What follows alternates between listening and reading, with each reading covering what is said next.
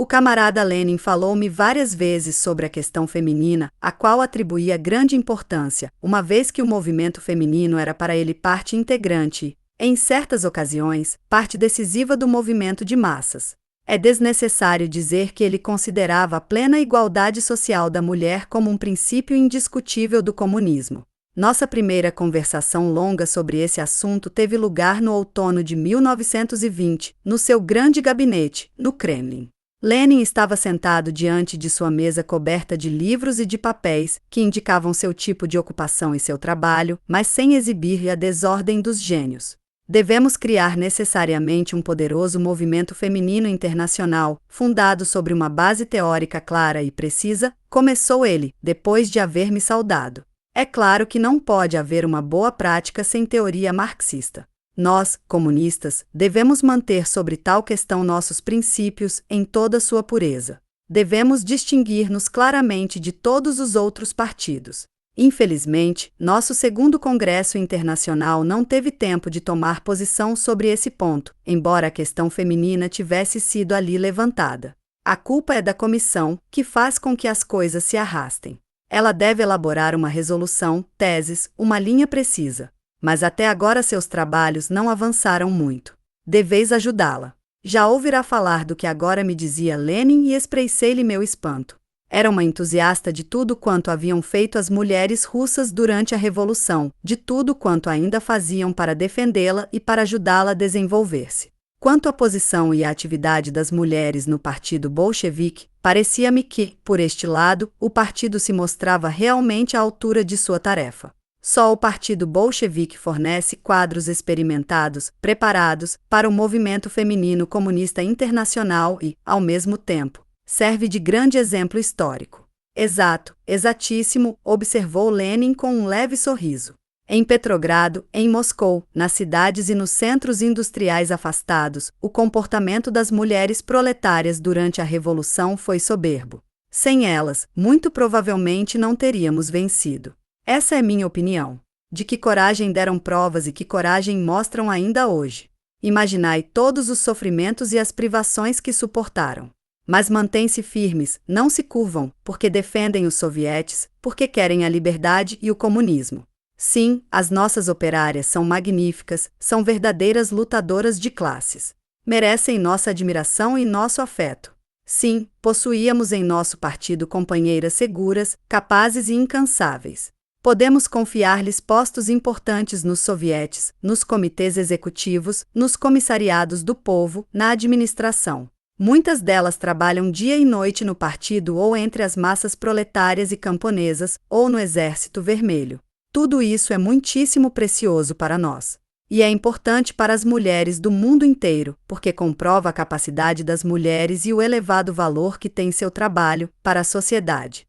A primeira ditadura do proletariado abre verdadeiramente o caminho para a completa igualdade social da mulher. Elimina mais preconceitos que a montanha de escritos sobre a igualdade feminina.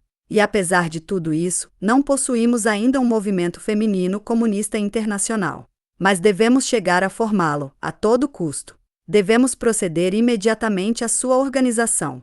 Sem esse movimento, o trabalho de nossa internacional e das suas seções será incompleto e assim permanecerá. Nosso trabalho revolucionário deve ser conduzido até o fim.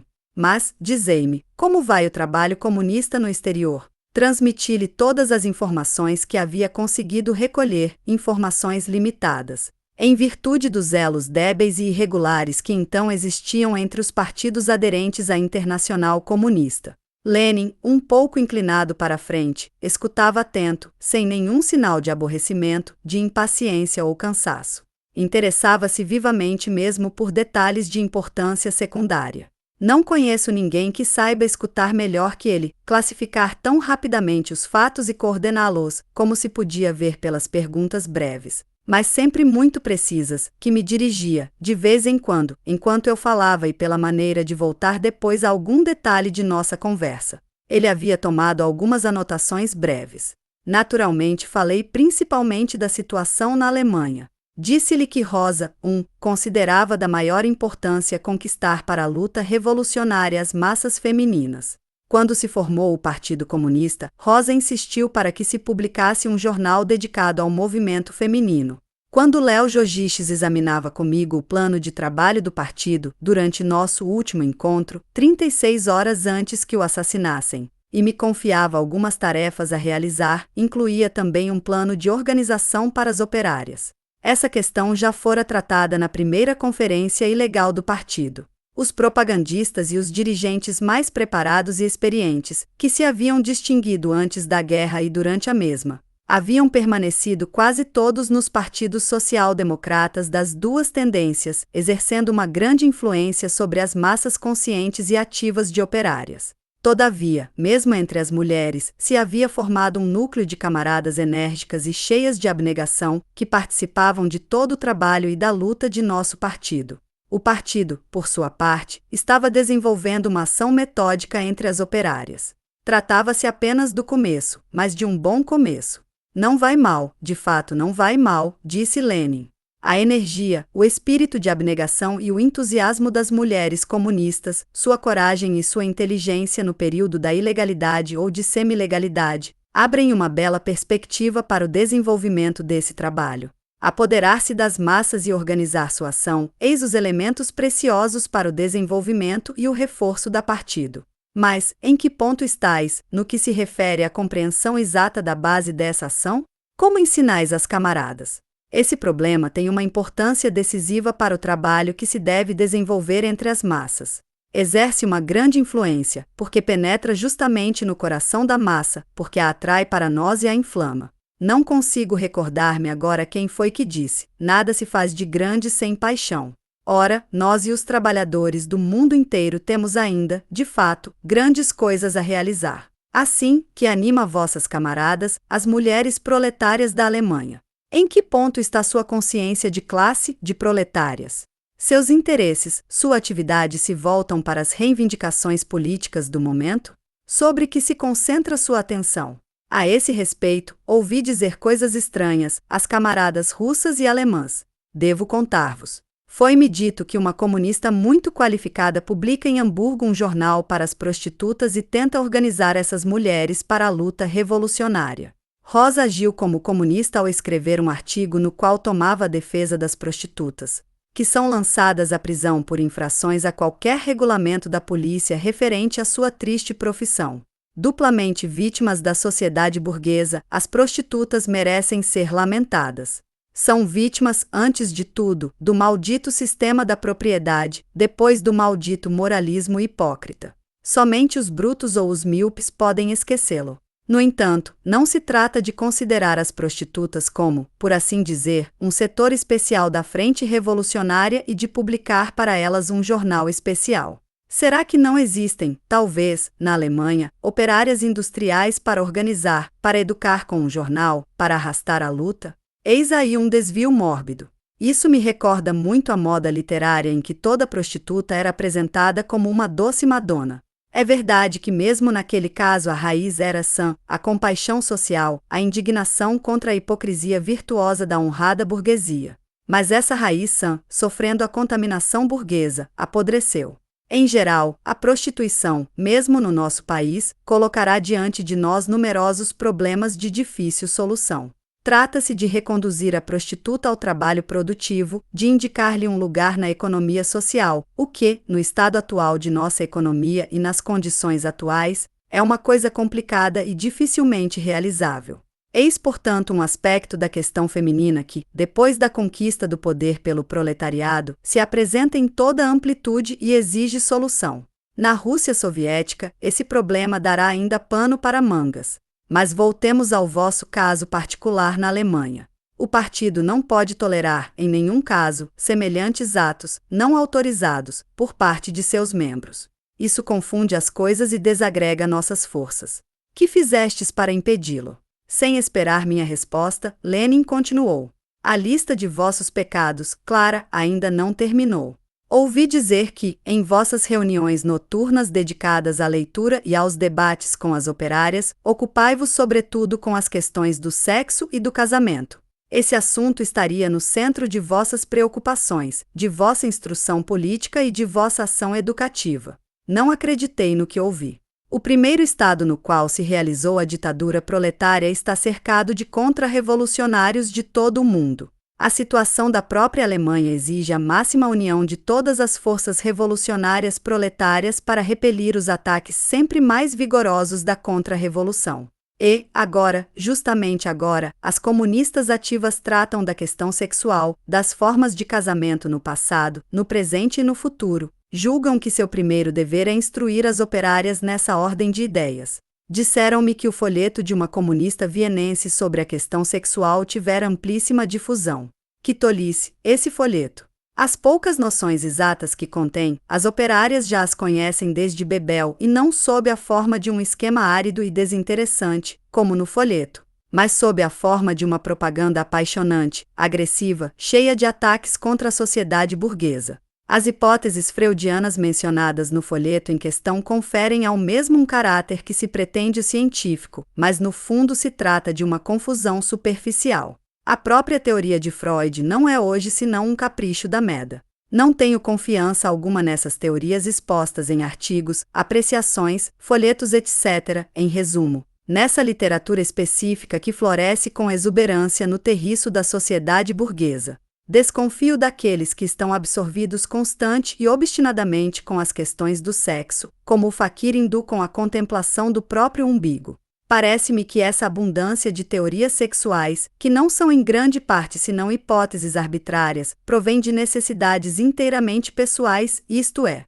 da necessidade de justificar aos olhos da moral burguesa a própria vida normal ou os próprios instintos sexuais excessivos e de fazê-la tolerá-los. Esse respeito velado pela moral burguesa repugna-me tanto quanto essa paixão pelas questões sexuais.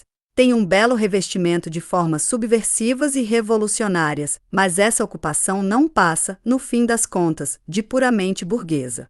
A ela se dedicam de preferência os intelectuais e as outras camadas da sociedade que lhes são próximas. Para tal tipo de ocupação não há lugar no partido, entre o proletariado que luta e tem consciência de classe.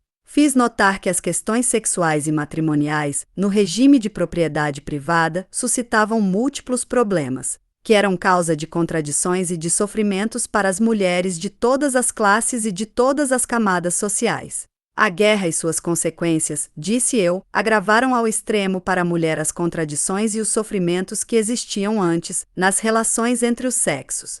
Os problemas, ocultos até então, foram agora revelados aos olhos das mulheres e isto na atmosfera da revolução recém-começada. O mundo, dos velhos sentimentos, das velhas ideias desmorona por toda parte. Os vínculos sociais, de uma só vez, se enfraquecem e se rompem. Vêm-se surgir os germes de novas premissas ideológicas, que ainda não tomaram forma, para as relações entre os homens. O interesse que essas questões suscitam exprime a necessidade de uma nova orientação. Surge ainda a reação que se produz contra as deformações e as mentiras da sociedade burguesa. A mudança das formas matrimoniais e familiares no curso da história, em sua dependência da economia, constituem um bom meio para varrer do espírito das operárias a crença na perpetuidade da sociedade burguesa. Fazer a crítica histórica dessa sociedade significa dissecar sem piedade a ordem burguesa, desnudar sua essência e suas consequências e estigmatizar além disso a falsa moral sexual. Todos os caminhos levam a Roma. Toda análise verdadeiramente marxista de uma parte importante da superestrutura ideológica da sociedade ou de um fenômeno social importante deve conduzir à análise da ordem burguesa e de sua base, a propriedade privada. Cada uma dessas análises deve conduzir a esta conclusão: é preciso destruir Cartago. Lenin sorria e fazia com a cabeça sinais de aprovação. Muito bem. Tendes o ar de um advogado que defende seus companheiros e seu partido. Sem dúvida, o que dissestes é justo. Mas poderia servir apenas para desculpar o erro cometido na Alemanha, não para justificá-lo. Um erro cometido continua a ser um erro. Podeis garantir-me seriamente que as questões sexuais e matrimoniais são discutidas em vossas reuniões sempre do ponto de vista do materialismo histórico vital. Bem compreendido? Isso exige conhecimentos vastos, aprofundados, conhecimento marxista, claro e preciso, de uma enorme quantidade de materiais. Dispondes, neste momento, das forças necessárias? Em caso afirmativo, não teria sucedido que um folheto, como aquele do qual falamos, fosse usado como material de estudo em vossas reuniões noturnas, dedicadas à leitura e ao debate. Aquele folheto é recomendado e difundido, ao invés de ser criticado. A que conduz, na final das contas, esse exame insuficiente e não marxista da questão? Ao seguinte, a que os problemas sexuais e matrimoniais não sejam vistos como parte da principal questão social e que, ao contrário, a grande questão social apareça como parte, como apêndice do problema sexual. A questão fundamental é relegada a segundo plano, como secundária. Isso não só prejudica a clareza da questão, mas obscurece o pensamento em geral, a consciência de classe das operárias. Outra observação, que não é inútil. O sábio Salomão dizia: cada coisa a seu tempo.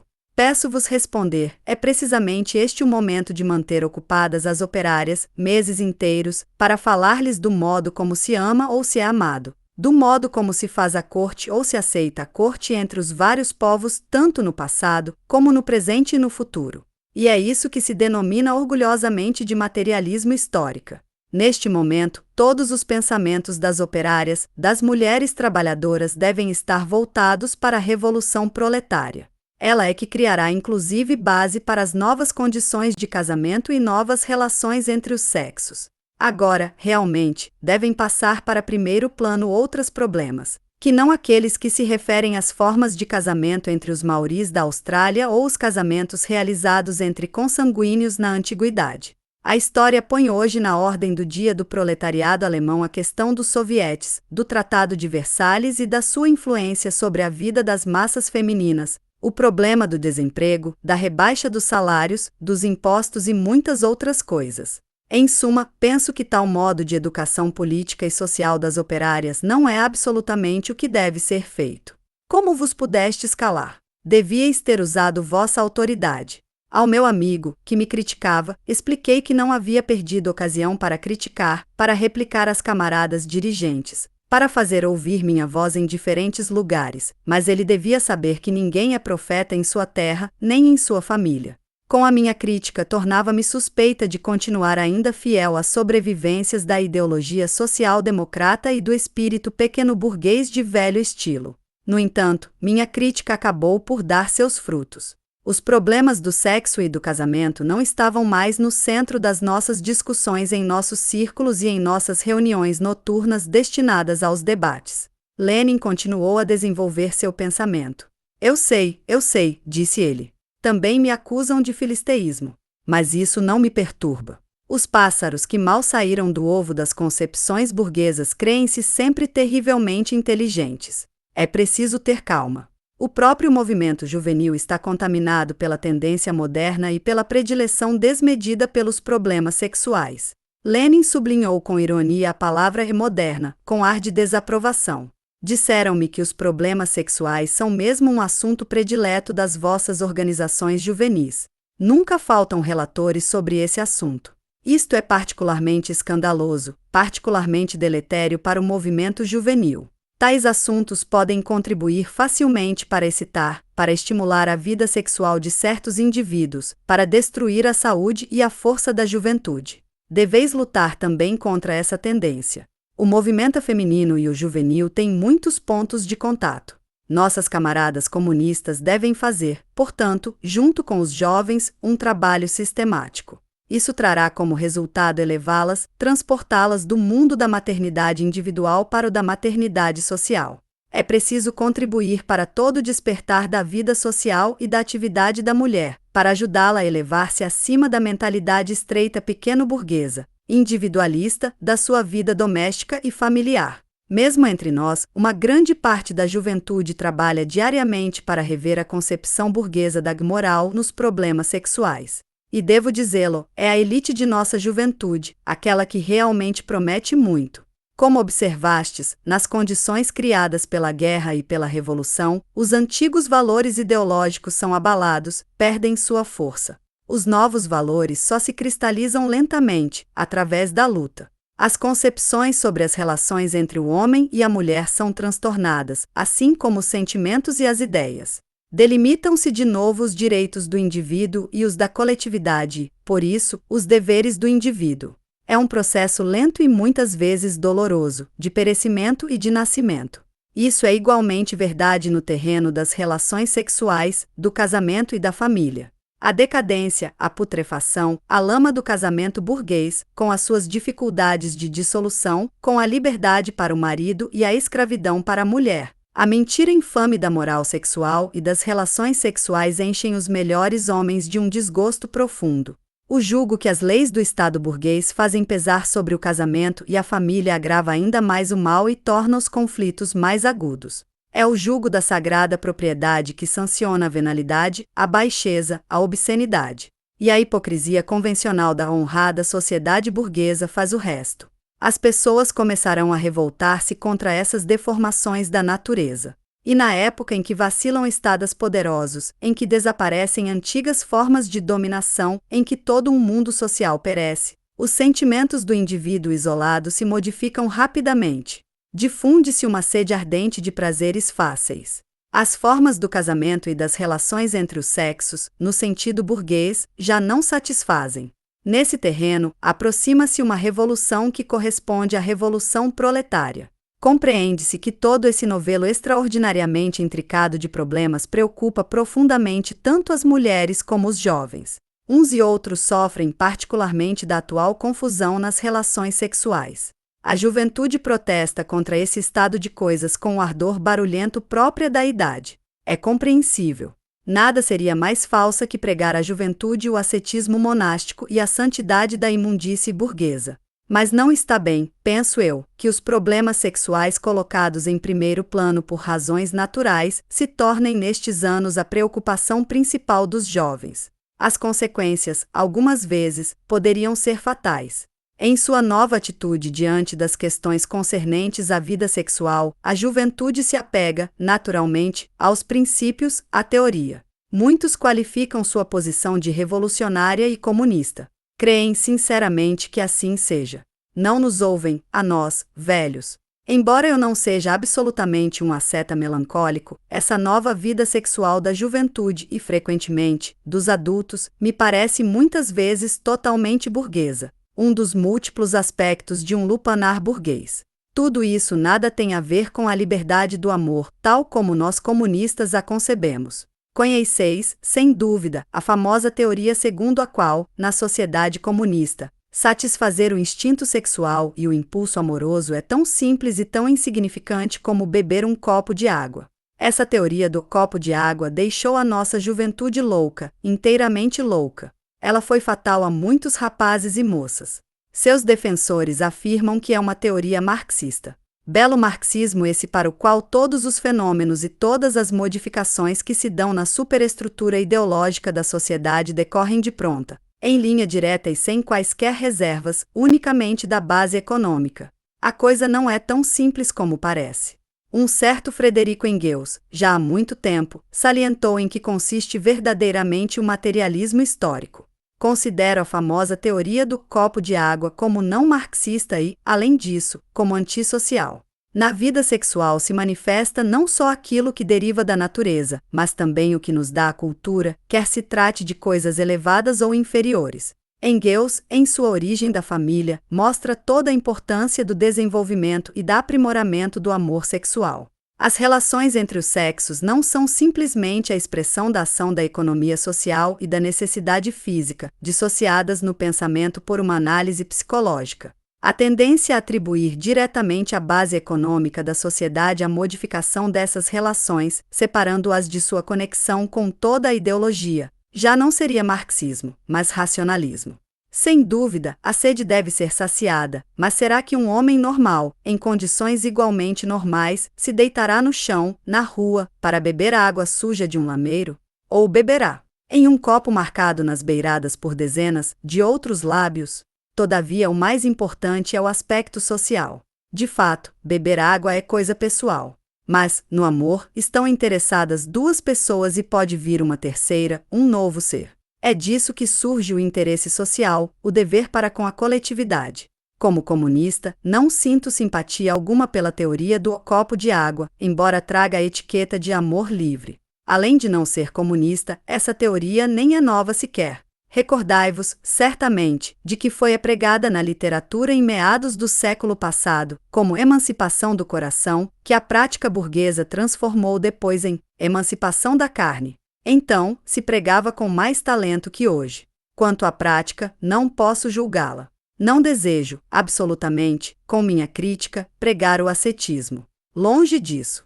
O comunismo deve trazer não o ascetismo, mas a alegria de viver e o bem-estar físico, devidos também à plenitude do amor. Penso que o excesso que ponto se observa hoje na vida sexual não produz nem a alegria de viver nem o bem-estar físico, mas, pelo contrário, os diminuem. Ora, em épocas revolucionárias isto é mal, muito mal. Particularmente a juventude necessita da alegria de viver e do bem-estar físico. Esporte, ginástica, natação, excursões, todo tipo de exercícios físicos, variados interesses intelectuais, estudos, análises, pesquisas, aprender, estudar, pesquisar, quanto mais possível, em comum. Tudo isso dará à juventude muito mais que a teoria e as discussões intermináveis sobre a questão sexual e sobre a assim chamada maneira de gozar a vida. Mente sã em corpo são. Nem monge, nem de Juan e nem mesmo, como meio termo, filisteu alemão. Conheceis bem vosso jovem camarada Us. É um jovem perfeito, bem dotado, mas receio que não dê nada de bom. Lança-se de uma aventura amorosa a outra. Isto é um mal para a luta política e para a revolução. Não confiarei, quanto à segurança e à firmeza na luta, nas mulheres cujos romances pessoais se misturam sem a política. Nem nos homens que correm atrás de todas as saias e os que se deixam enfeitiçar pela primeira moça que surge. Não, isso não é compatível com a revolução. Lenin se ergueu bruscamente, bateu na mesa e deu alguns passos pela sala. A revolução exige concentração, tensão das forças, tanto das massas como dos indivíduos. Não pode tolerar estados orgíacos, do tipo peculiar às heroínas e aos heróis decadentes de De Annunzio. Os excessos na vida sexual são sinal de decadência burguesa. O proletariado é uma classe em ascensão. Não necessita inebriar-se, atordoar-se, excitar-se. Não precisa embriagar-se nem com excessos sexuais, nem com álcool. Não deve olvidar e não olvidará a baixeza, a lama e a barbárie do capitalismo. Aure seus maiores impulsos de luta na situação de sua classe e no ideal comunista.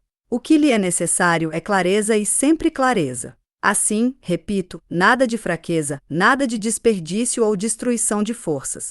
Dominar-se, disciplinar os próprios atos não é escravidão, e é igualmente necessário no amor. Mas, desculpai-me, Clara, afastei-me muito do ponto de partida de nossa conversação. Por que não me chamaste à ordem? Deixei-me levar pelo ardor. O futuro de nessa juventude me preocupa muito. A juventude é uma parte da revolução. Ora, se as influências nocivas da sociedade burguesa começam a atingir até mesmo o mundo da revolução, como as raízes amplamente ramificadas de algumas ervas, é melhor reagir em tempo. Tanto mais quanto essas questões também dizem respeito ao problema feminino. Lenin falará com muita vivacidade e convicção. Eu sentia que cada uma de suas palavras vinha do fundo do coração, a expressão de seu rosto comprovava isso. Um movimento enérgico da mão sublinhava às vezes seu pensamento. O que me assombrava era vê-lo, embora enfronhado nos problemas políticos mais urgentes e graves, dar tanta atenção às questões secundárias e analisá-las com tanto cuidado, não se limitando apenas ao que se referia à Rússia soviética, mas ocupando-se também dos países capitalistas. Como perfeito marxista, Lenin concebia cada fenômeno isolado, sob qualquer forma e em qualquer lugar que surgisse, relacionado com o geral, com o todo, apreciando o valor do primeiro na dependência do segundo. Sua vontade, sua aspiração vital, sua energia, irresistível como uma força da natureza, estavam inteiramente voltadas para acelerar a revolução, na qual vira a causa das massas.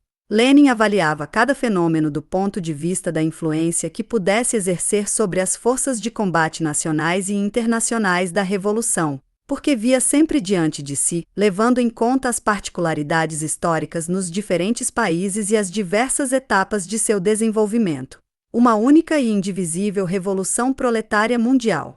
Como lamento, camarada Lenin, exclamei eu, que centenas e milhares de pessoas não tenham ouvido vossas palavras. A mim, sabeis bem, não precisais convencer. mas seria extremamente importante que vossa opinião fosse conhecida por nossos amigos e por nossos inimigos. Lenin sorriu. Um dia talvez pronuncie um discurso ou escreva sobre este assunto. Não agora, mais tarde.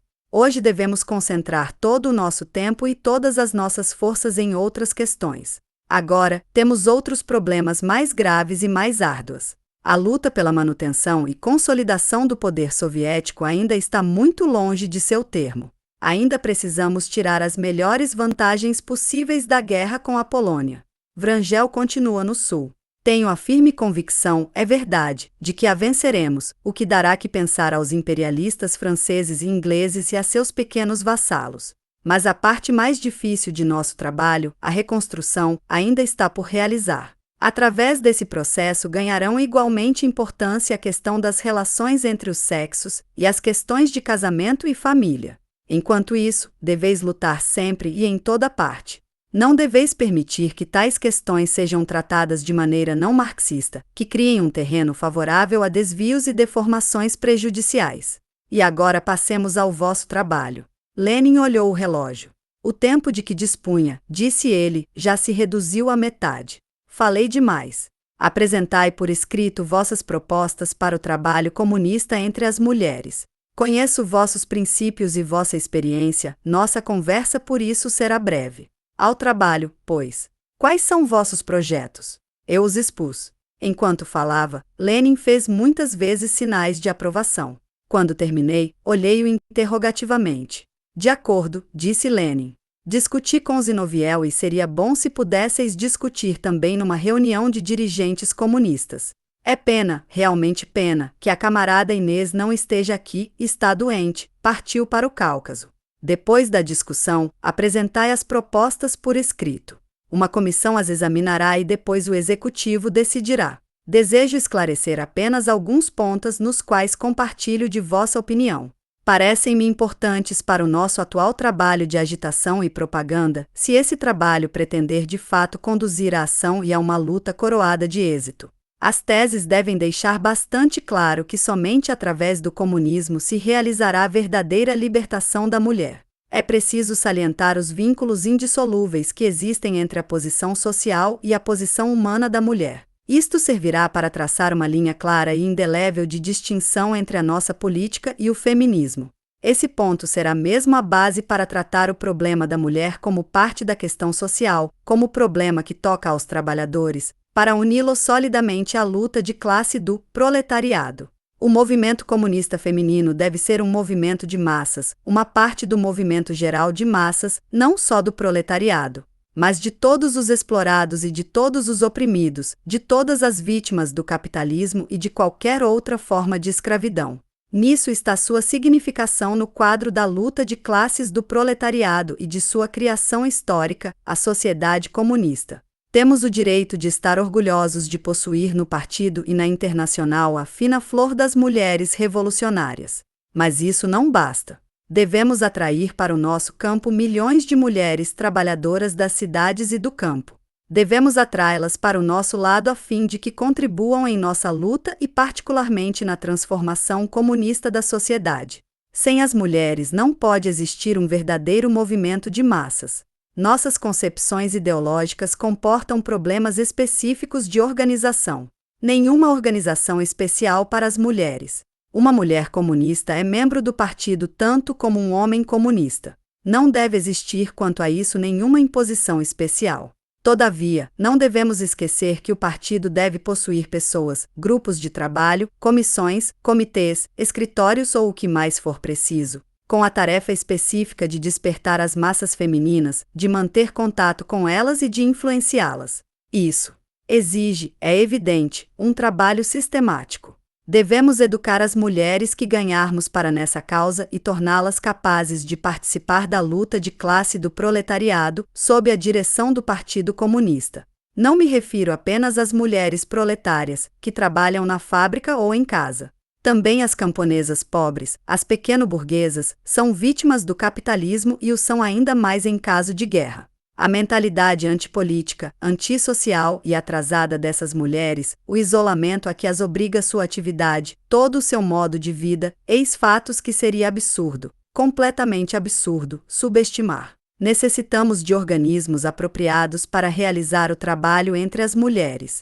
Isso não é feminismo, é o caminho prático, revolucionário. Disse a Lenin que suas palavras me infundiam coragem. Muitos camaradas e, além disso, bons camaradas se opunham decididamente à ideia de que o partido constituísse organizações especiais para o trabalho entre as mulheres. Rejeitavam-na como feminismo e como retorno às tradições social-democratas e afirmando que os partidos comunistas, ao adotar como princípio a igualdade de direitos entre homens e mulheres, deviam trabalhar sem fazer diferenças entre as massas trabalhadoras. As mulheres devem ser admitidas RIA. Nossas organizações como os homens e sem distinção alguma. Qualquer discriminação, tanto na agitação como na organização, decorrente das circunstâncias descritas por Lenin, era taxada de oportunismo, por parte daqueles que a ela se opunham, como uma capitulação e uma traição. Isso não é uma novidade nem uma prova, disse Lenin, e não vos deveis deixar desviar. Porque nunca tivemos no partido um número igual de homens e mulheres, nem mesmo na República Soviética. Por que é tão diminuto o número de mulheres trabalhadoras filiadas aos sindicatos? Tais fatos devem levar-nos a refletir. Não reconhecer a necessidade de organização diferenciada para o nosso trabalho entre as massas femininas significa ter uma concepção idêntica à dos nossos radicais e altamente morais amigos do Partido Comunista, 2, operário, segundo os quais devia existir uma única forma de organização: os sindicatos operários. Conheço-os.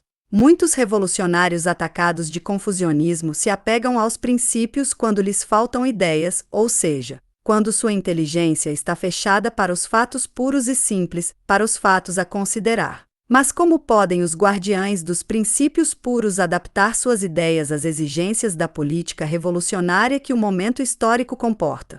Todo aquele palavrório se desfaz diante da necessidade inexorável.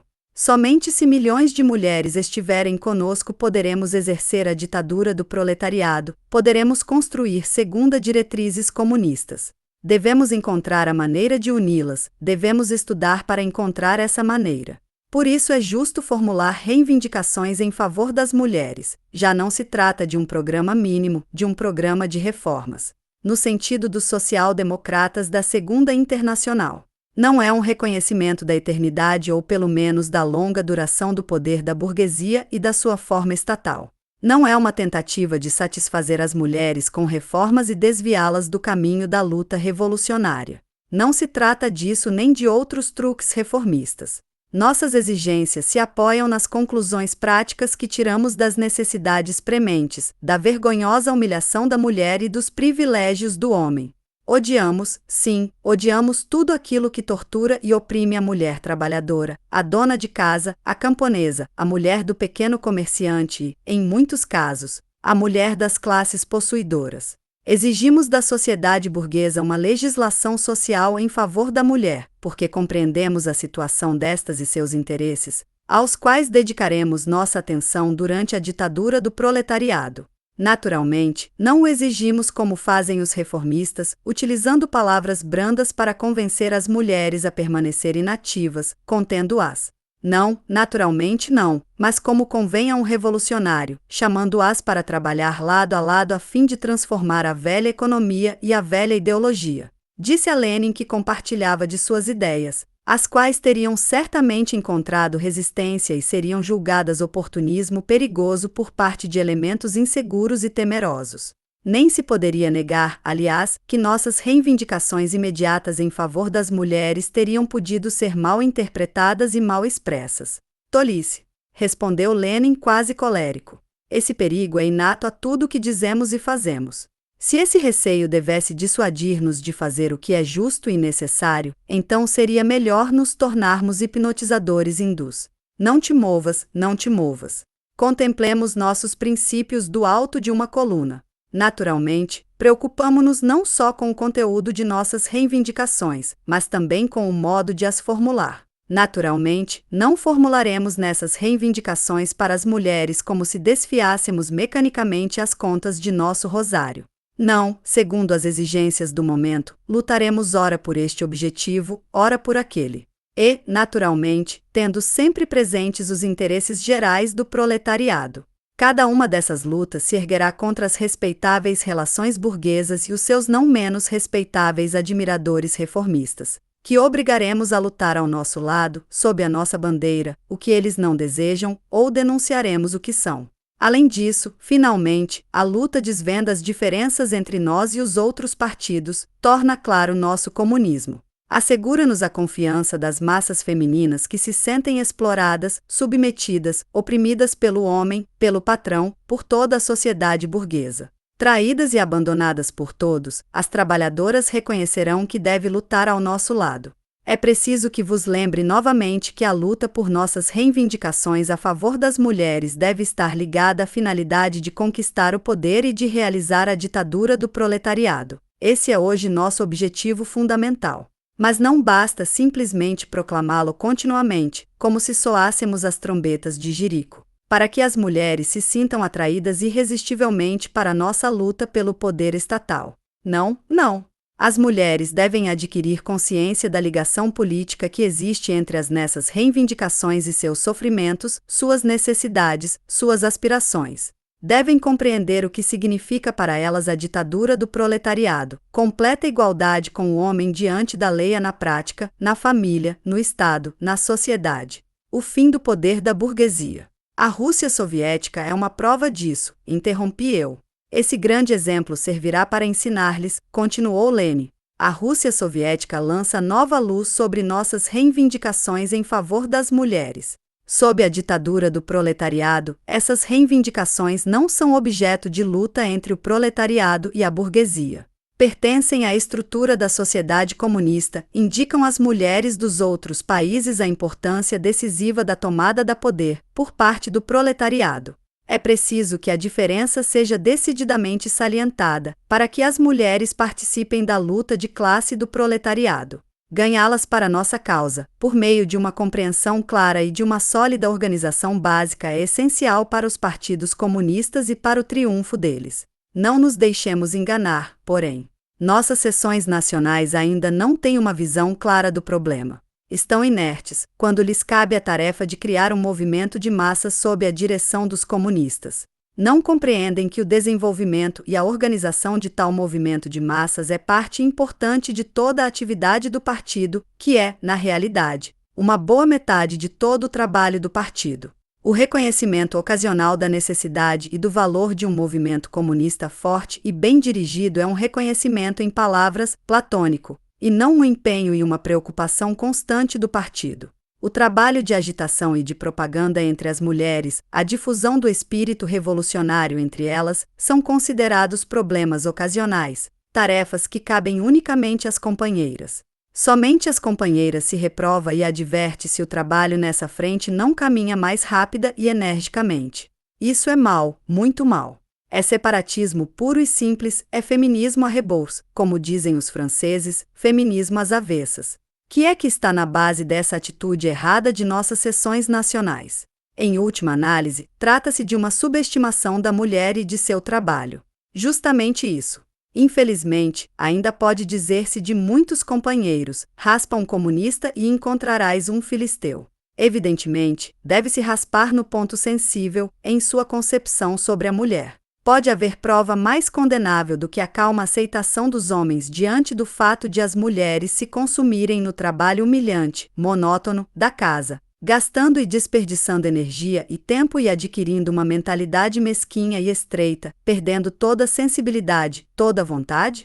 Naturalmente, não me refiro às mulheres da burguesia, que descarregam sobre as empregadas a responsabilidade de todo o trabalho doméstico, inclusive a amamentação dos filhos. Refiro-me à esmagadora maioria das mulheres, as mulheres dos trabalhadores e aquelas que passam o dia numa oficina.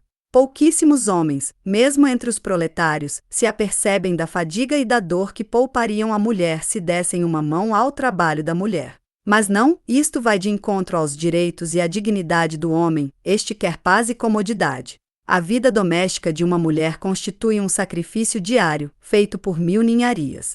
A velha supremacia do homem sobrevive em segredo.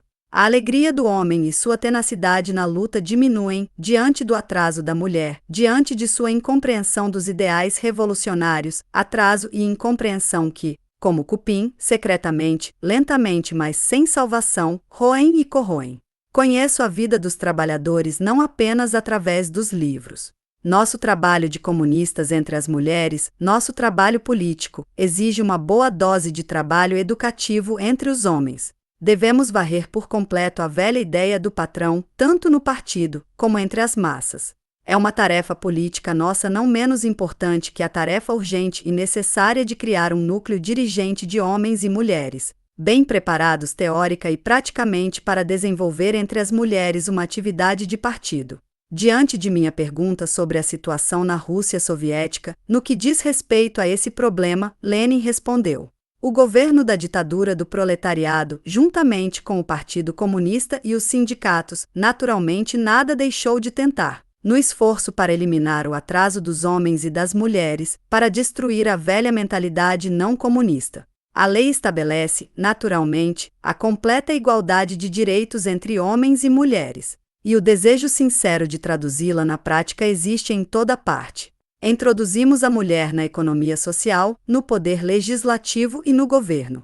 Abrimos-lhe as portas de nossas instituições educacionais para que possa aumentar sua capacidade profissional e social. Criamos cozinhas comunais e restaurantes, lavanderias, laboratórios, creches e jardins de infância, casas para crianças, institutos educativos de toda espécie. Em resumo, estamos realizando seriamente nosso programa de transferir para a sociedade as funções educativas e econômicas do núcleo familiar. Isso significa para a mulher a libertação da velha fadiga doméstica aniquilante e do estado de submissão ao homem.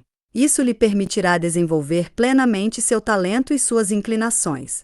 As crianças são criadas melhor que em suas casas, taras trabalhadoras. Temos as leis protetoras mais avançadas do mundo que os dirigentes das organizações sindicais põem em prática. Estamos construindo maternidades, casas para as mulheres e as crianças, clínicas femininas. Organizamos cursos de puericultura e exposições para ensinar as mulheres a cuidar de si próprias e dos seus filhos, etc. Fazemos sérios esforços para ajudar as mulheres desocupadas e sem amparo. Compreendemos perfeitamente que tudo isso é insuficiente, diante das necessidades das trabalhadoras, diante das condições existentes na Rússia capitalista e czarista. Mas já é muito em comparação com os países onde ainda impera o capitalismo. É um bom início, na direção justa, e, tende certeza, nessa direção continuaremos a caminhar com toda a nossa energia. Cada dia de existência do Estado soviético demonstra de fato que não podemos avançar sem as mulheres. Pensai o que significa isso, num país em que os camponeses constituem cerca de 80% da população. Pequena economia camponesa significa pequenos núcleos familiares separados, com as mulheres acorrentadas a esse sistema. Para vós, desse ponto de vista, a tarefa será mais fácil e melhor de realizar, com a condição de que vossas mulheres proletárias saibam aproveitar o momento histórico objetivo para a tomada do poder, para a revolução. Nós não desesperamos. Nessa força cresce com as dificuldades. A força das coisas impelirá a buscar novas medidas para libertar as massas femininas. A cooperação no regime soviético fará muito. Cooperação no sentido comunista e não burguês, naturalmente, cooperação não como a pregam os reformistas, cujo entusiasmo, ao contrário de revolucionário, não é senão um fogo de palha. A iniciativa individual deve seguir passo a passo com a cooperação, a qual deve crescer e fundir-se com a atividade das comunas. Sob a ditadura do proletariado, a libertação da mulher se realizará através do desenvolvimento do comunismo, também no campo. Tenho grandes esperanças na eletrificação da indústria e da agricultura. Um trabalho imenso. E as dificuldades para pô-lo em prática são grandes, enormes. Para realizá-lo é preciso despertar a energia das massas. E a energia de milhões de mulheres nos ajudará. Nos últimos 10 minutos haviam batido 2 vezes a porta, mas Lenin continuará a falar. Nesse ponto, abriu a porta, dizendo: já vou. Depois, voltando-se para mim, acrescentou sorrindo: sabeis, Clara, eu me justificarei explicando que estava sem uma mulher. Desculpar-me-ei pelo atraso aludindo à conhecida volubilidade feminina. De fato, desta vez foi o homem e não a mulher quem falou muito. Posso, aliás, testemunhar que sabeis escutar com seriedade. Talvez isso tenha estimulado minha eloquência. Brincando assim, ajudou-me a vestir o capote. Deveis abrigar-vos melhor, disse seriamente. Moscou não é Estocolmo. Deveis ter cuidado convosco. Não apanheis frio. Auf Wiedersehen. Apertou-me cordialmente a mão. 2 semanas depois tive com Lenin outra conversa sobre o movimento feminino. Lenin viera procurar-me. Como de costume, sua visita inesperada foi uma pausa improvisada, em meio ao trabalho extenuante que iria depois abater o chefe da Revolução vitoriosa. Ele parecia muito cansado e preocupado. A derrota de Wrangel ainda não estava assegurada e o problema do abastecimento das grandes cidades se erguia diante do governo soviético como uma esfinge inexorável. Lenin pediu notícias sobre as diretivas ou teses. Disse-lhe que todas as companheiras dirigentes que se encontravam em Moscou se haviam reunido e exposto suas opiniões. Suas propostas eram agora examinadas por uma comissão reduzida. Lenin recomendou-me não esquecer que o Terceiro Congresso Mundial deveria tratar da questão com a atenção necessária. Esse simples fato destruirá muitos preconceitos das companheiras. Quanto ao resto, as camaradas devem lançar-se ao trabalho e trabalhar energicamente, não murmurando, por entre os lábios, como velhas tias, mas falando em voz alta, claramente, como combatentes, exclamou Lenin com ardor. Um congresso não é uma sala de visitas, onde as mulheres brilham com seus encantos, como dizem os romances. É a arena onde começamos a agir como revolucionários. Demonstrai que sabeis lutar. Antes de tudo, contra o inimigo, naturalmente, mas, se é preciso, mesmo no seio do partido. Teremos o que fazer com milhões de mulheres. Nosso partido russo será favorável a todas as propostas e medidas que contribuam para atraídas para nosso movimento. Se não estão conosco, a contra-revolução poderá conduzi-las contra nós. Devemos sempre pensar nisto. Devemos conquistar as massas femininas, quaisquer que sejam as dificuldades. Aqui, no meio da revolução, no meio daquele burburinho de atividade, com aquele rápido e forte ritmo de vida, havia eu elaborado um plano de ação internacional entre as massas de trabalhadoras. Minha ideia surgiu de vossos grandiosos congressos e reuniões de mulheres sem partido. Transportaremos essa ideia do plano nacional para o internacional. É inegável que a guerra mundial e suas consequências golpearam profundamente todas as mulheres, das várias classes e camadas sociais.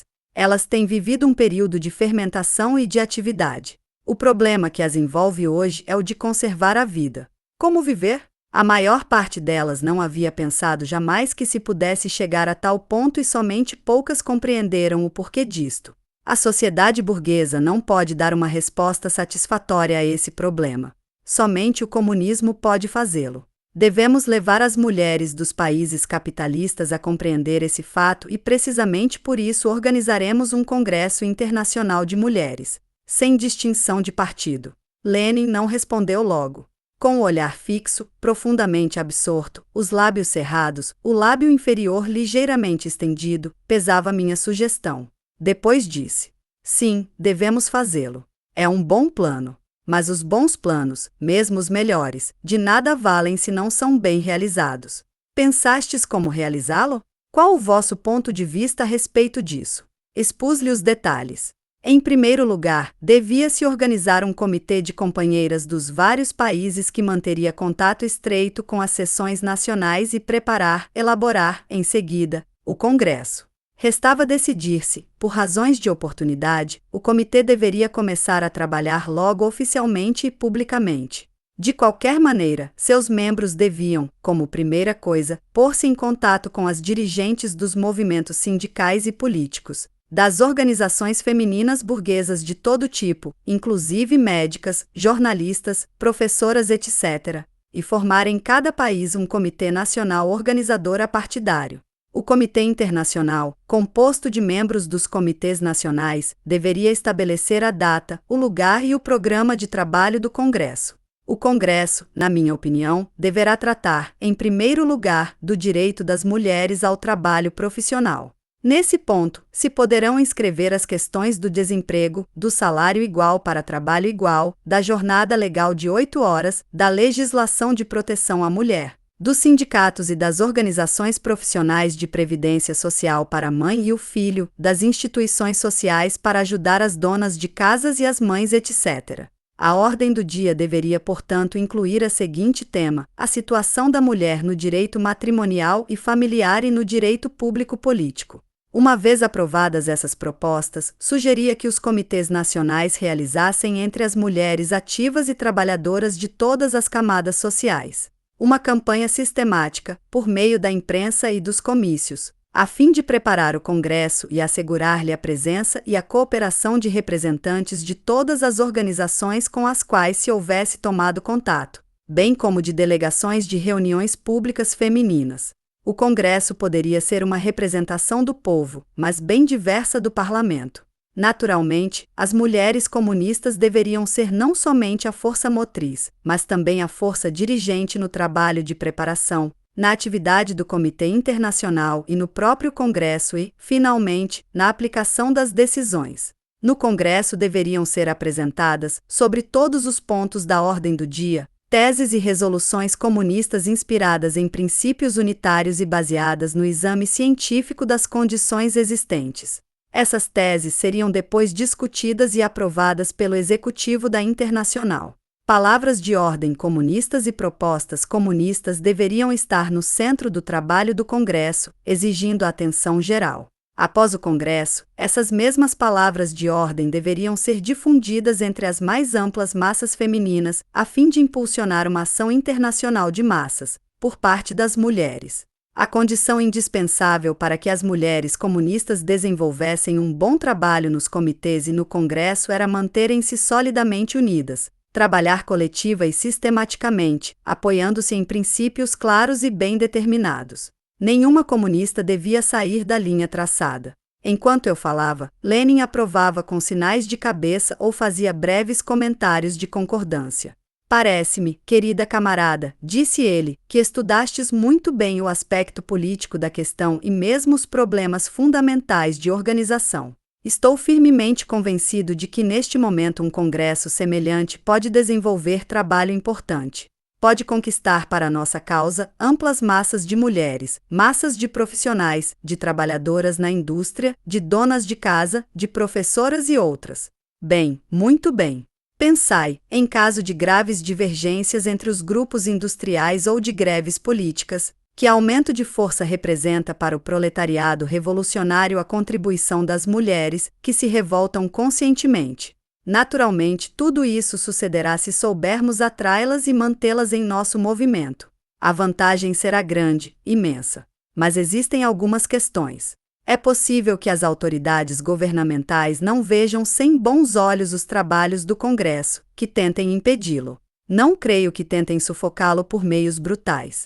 O que irão fazer não vos deverá atemorizar. Mas não receais que nos comitês e no Congresso as comunistas se deixem controlar pela maioria numérica dos elementos burgueses e reformistas e pela força desigual de sua routine. Finalmente, e sobretudo, tendes realmente confiança na preparação marxista das nessas camaradas a tal ponto de fazer delas um pelotão de assalto, que sairá da luta com honra? Respondi que indubitavelmente as autoridades não iriam recorrer à violência contra o Congresso. Expedientes e medidas brutais serviriam apenas para fazer propaganda do próprio Congresso. O número e o peso dos elementos não comunistas seria enfrentado por nós, comunistas, com a força superior que deriva de uma compreensão e de uma elucidação científica dos problemas sociais, à luz do materialismo histórico, da coerência de nossas reivindicações e propostas e, por último, mas não menos importante, da vitória da Revolução Proletária na Rússia e de sua ação de vanguarda para a libertação da mulher. As debilidades e as deficiências das companheiras individualmente, no que se referia à sua educação e capacidade de compreender as situações, poderiam ser superadas com o trabalho coletivo e a preparação sistemática. Muito espero das camaradas russas, que deverão ser o núcleo de aço de nossa falange. Com elas, ousarei muito mais que lutas congressistas. Além disso, mesmo se fossemos derrotadas pelo voto, nossa própria luta teria lançado o comunismo em primeiro plano, com um excelente resultado propagandístico e serviria para criar novos vínculos para o nosso trabalho futuro. Lenin riu gostosamente. Sempre o mesmo entusiasmo pelas mulheres revolucionárias russas. Sim, sim, o velho amor ainda não acabou. E creio que tendes razão. Mesmo a derrota, depois de uma boa luta, assinalaria uma vantagem e uma preparação para êxitos futuros entre as trabalhadoras. Considerando tudo, vale a pena arriscar. Todavia, naturalmente, espero de todo o coração a vitória. Seria uma importante contribuição de força, um grande desenvolvimento e reforço de nossa frente, traria nova vida, movimento e atividade a nossas fileiras. E isso é sempre útil. Semelhante congresso acelerará a desintegração das forças contra-revolucionárias e, por isso, as debilitará. Todo debilitamento das forças do inimigo representa ao mesmo tempo um reforço de nossa potência. Aprova o congresso. Desgraçadamente, o congresso fracassou, por causa da atitude das camaradas alemãs e búlgaras que, naquele tempo, constituíam o melhor movimento feminino comunista fora da Rússia. Elas repeliram a proposta de organizar o congresso. Quando eu o disse a Lenin, ele exclamou: "Pena, uma verdadeira pena." As camaradas deixaram fugir uma esplêndida ocasião para lançar um raio de esperança às massas de trabalhadoras e de trazê-las para a luta revolucionária da classe operária. Quem sabe quando se apresentará novamente uma ocasião tão favorável? É preciso malhar o ferro enquanto está quente. A tarefa continua. Deveis encontrar um modo de unir as mulheres que o capitalismo lançou na mais pavorosa miséria. Deveis encontrado, deveis. Não nos podemos furtar a esta necessidade. Sem uma atividade organizada de massas, sob a direção dos comunistas, não se pode obter a vitória sobre o capitalismo, nem a construção do comunismo. Eis porque as mulheres terminarão por revoltar-se.